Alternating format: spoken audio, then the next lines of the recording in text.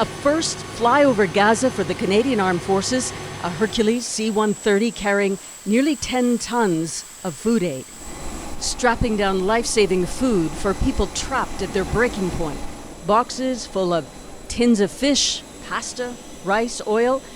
One box could sustain a family for a week, the government says. Canada understands that airdrops are insufficient to meet the full needs of the people on the ground in Gaza. However, when there's this level of human suffering, inaction is not an option. We were not allowed to get on the Canadian aircraft because of Israeli restrictions and risk considerations. However, we were invited to join a Jordanian airdrop, and that's what we're going to do.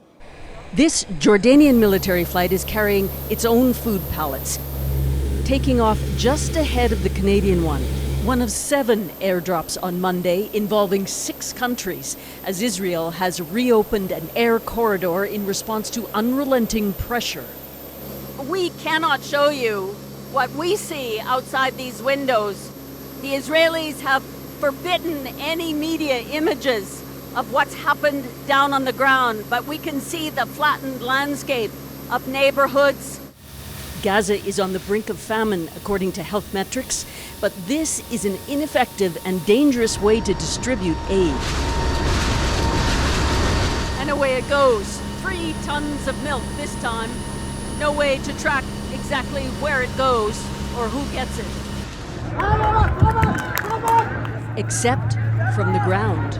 A videographer working with CBC News following an air tracker captured these images at the same time the Canadian flight made a drop over Gaza. Every parachute ignites a desperate race, leading to chaos.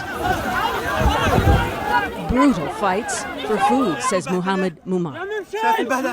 Look at the humiliation, just so I could get it. We die to get this. Look over there, weapons, lots of weapons.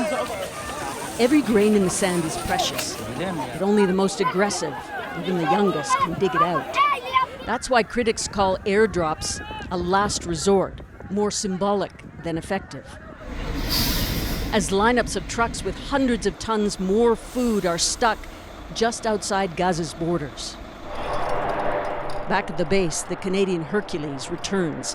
Mission accomplished successfully. Obviously, we're extremely proud. There are people that are very much in need of that aid on the ground, and for us being able to deliver that aid, it feels very good.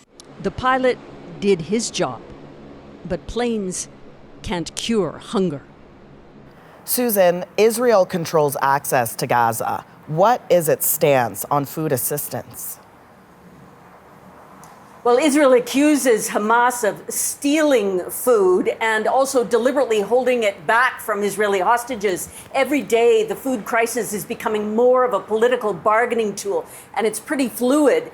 For example, we're told that the Canadian mission Monday was a one-off, that there are no further plans to send Canadian planes with aid over Gaza, at least not at this time.